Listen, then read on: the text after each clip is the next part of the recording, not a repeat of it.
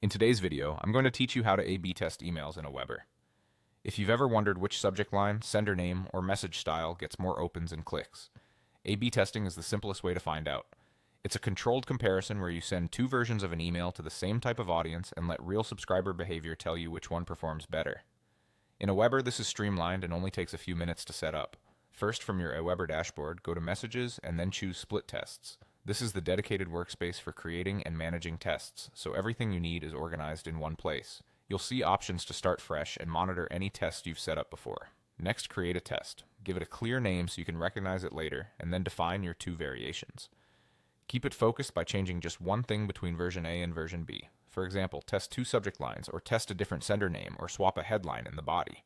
Keeping all other elements identical helps you attribute any performance difference to that single change. If you're testing subject lines, aim for concise, specific wording versus a slightly different tone or benefit. If you're testing content, keep the call to action in the same place and use the same button color so the comparison stays fair.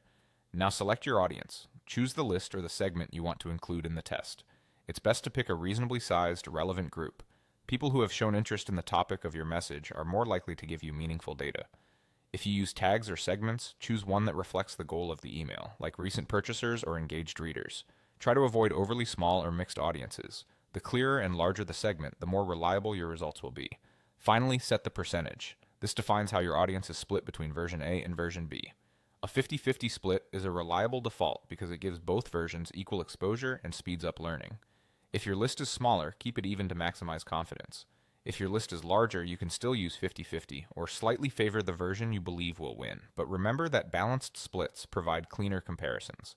AWeber will automatically deliver each version to the assigned portion of your audience according to this setting. And that's it. You've navigated to split tests, created a focused test, selected the right audience, and set the percentage for a fair comparison. Keep your change small and intentional, and let the data guide your next email.